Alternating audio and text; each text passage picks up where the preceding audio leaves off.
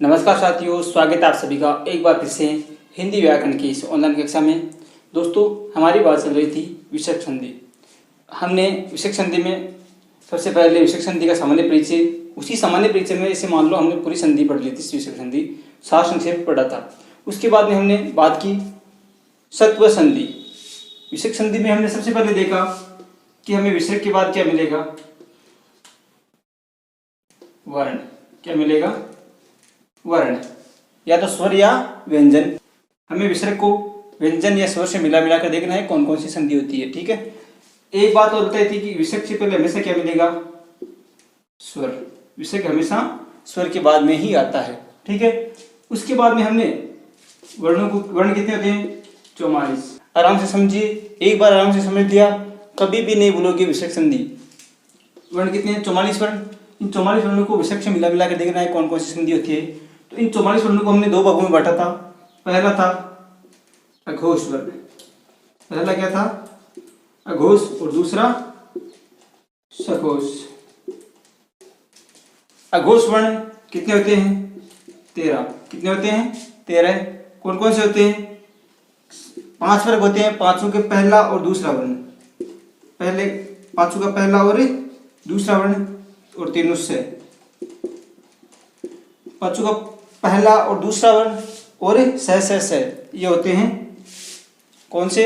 अघोष वर्ण। और सघोष जो भी बचे हैं, वर्ग का तीसरा, चौथा, पांचवा, य, र, ल, व और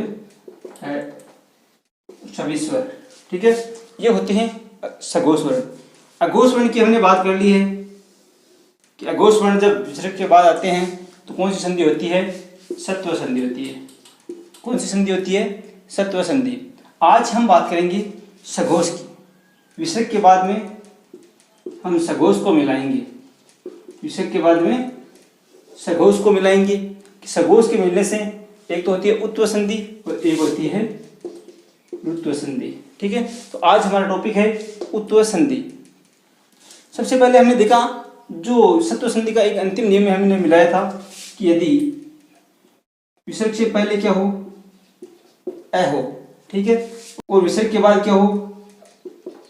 अ के अलावा कोई स्वर हो। ठीक है, विसर्ग के पहले तो अ और विसर्ग के बाद में अ के अलावा कोई स्वर हो तो क्या होता है? विसर्ग का लोप हो जाता है। ठीक है, अब हम बात शुरू कर दी है हमने उत्व संधि की। हमने उत्व संधि की बात शुरू कर दी है कि यहाँ तक तो बात क्या थी कि अ हो और अ के अलावा कोई स्वर हो। ठीक है, तो यहाँ पे देखिए हमें स्वर मिलाने हैं। सघोष की बात शुरू हो गई है, स्वर मिलाने हैं। तो अ के अलावा कितने स्वर होते हैं? 10 स्वर। इन 10 स्वरों को हम यहाँ मिला चुके हैं।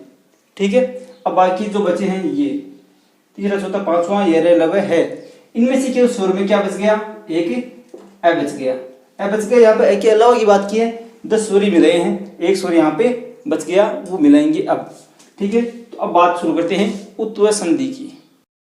तो अब देखते हैं कि उत्व संधि कहाँ होती है, कैसे होती है। दोस्तों, अगर विसर्ग के बाद में पहले क्या होना चाहिए?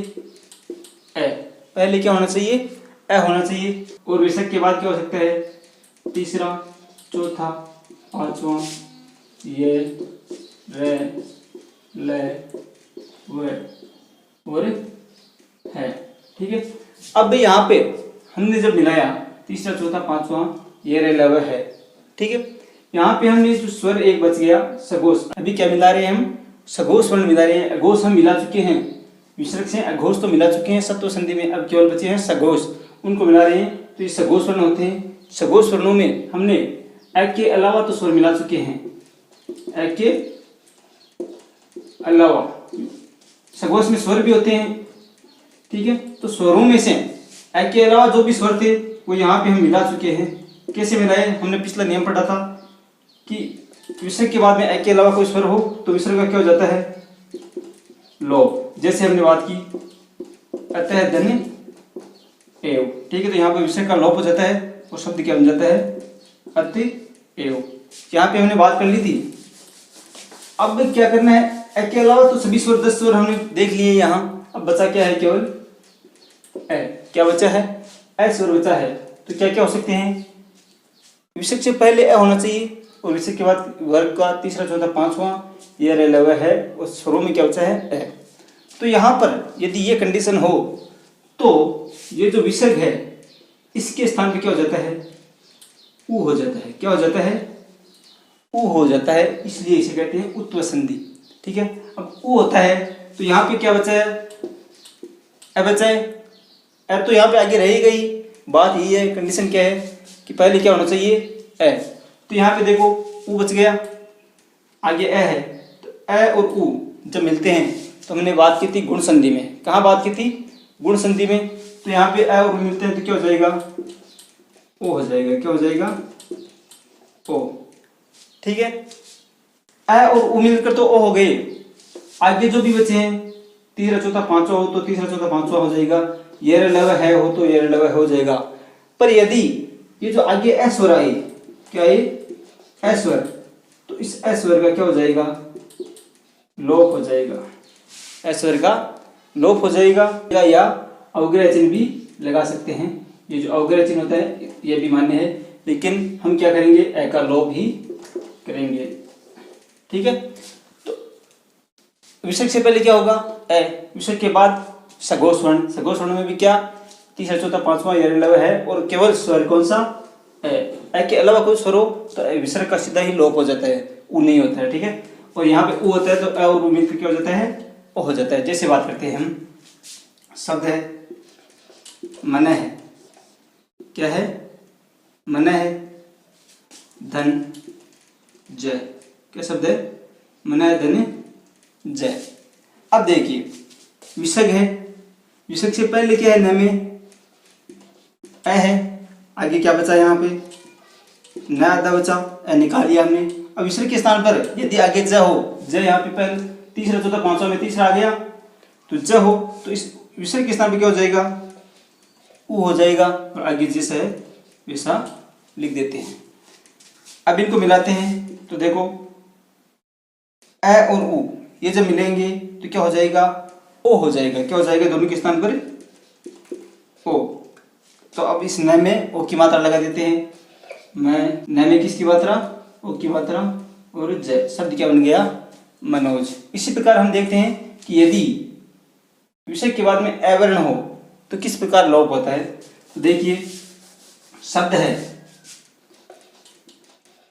मन है धन अभिलाषा, मन है धन अभिलाषा। अब देखो विसर्ग से पहले ए आ गया, आगे क्या आ गया ए। जब विसर्ग के दोनों तरफ ए हो तो विसर्ग के स्थान पे क्या हो जाता है ऊ हो जाता है। क्या हो जाता है ऊ हो जाता है।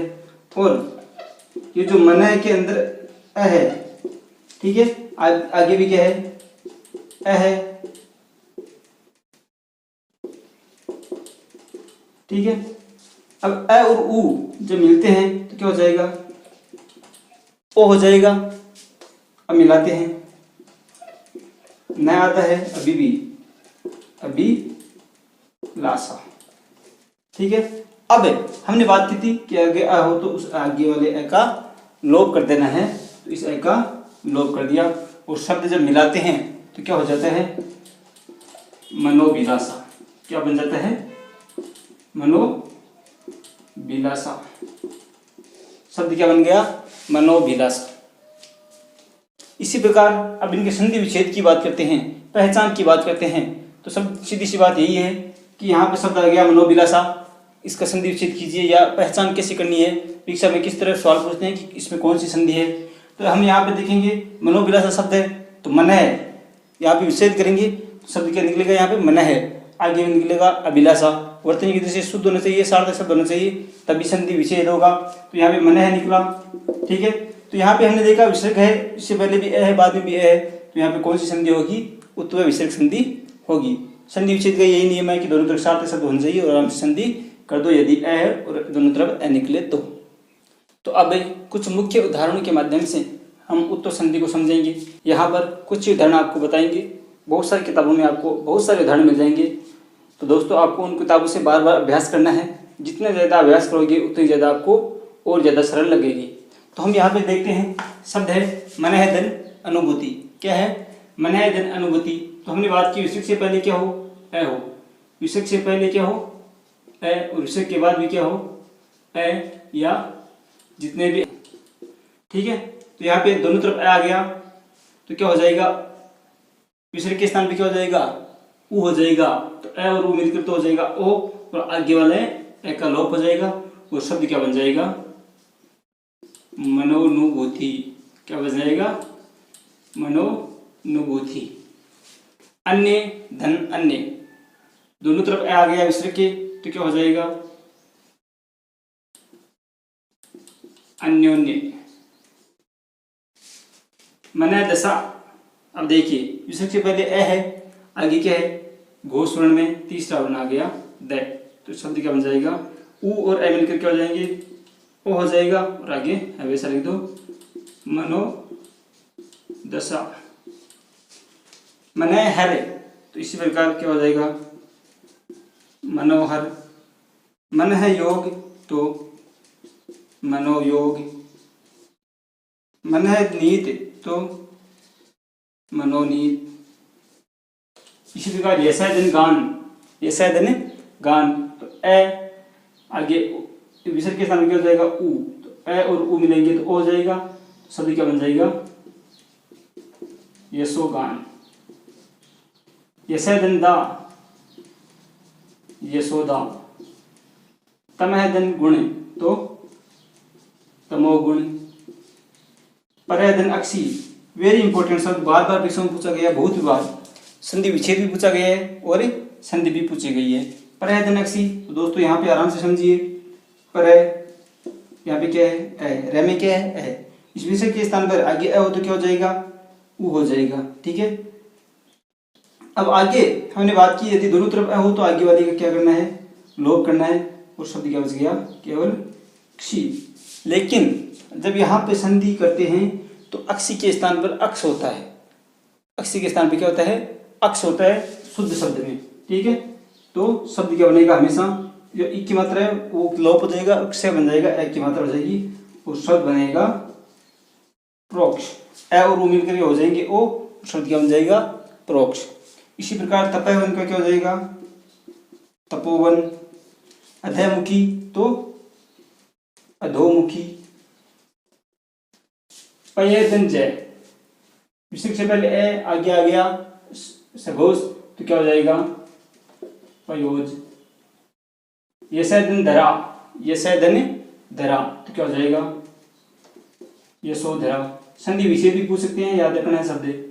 नभय मंडल तो नभोमंडल। सरोजन जय, शब्द क्या बन जाएगा, सरोज। तो इस प्रकार से हमने कुछ उदाहरणों के माध्यम से उत्तर संधि समझने की कोशिश की। एक बार वापस देख लीजिए, उत्तर संधि कहाँ होती है, एक तो विसर्ग की तरफ दोनों तरफ क्या हो, ए हो, ठीक है, दोनों तरफ क्या हो, ए हो, वहाँ उत्तर संधि होती है। और ए के अलावा जो भी सघोष स्वर्ण है, स्वरों में केवल क्या होगा, स्वर केवल ए ही होगा, और जो भी सघोष है तीसरा चौथा पांचवा य र ल व और है, ठीक है, और तीसरा चौथा पांचवा। यदि दोनों तरफ ए हो तो आगे वाले का लोप कर देना है, विसर्ग के स्थान में क्या कर देना है, ऊ, तो ए और ऊ मिलेंगे तो क्या हो जाएगा, ओ। इस प्रकार ये थी उत्तर संधि। दोस्तों वीडियो अगर अच्छा लगे तो लाइक करके सभी के साथ शेयर कीजिए, कमेंट करके बताना कैसा लगा, और कोई क्वेश्चन हो तो कमेंट में पूछ सकते हैं, तुरंत आपको उत्तर मिलेगा। दोस्तों आप अगर इस चैनल पर नए हैं तो चैनल को सब्सक्राइब कीजिए, पास में जो बेल आइकन है उसे पे ऑल पे क्लिक कर लीजिए, जिससे सबसे पहले सूचना आपके पास पहुंच जाए वीडियो अपलोड होते ही। तब तक के लिए जय हिंद, जय भारत।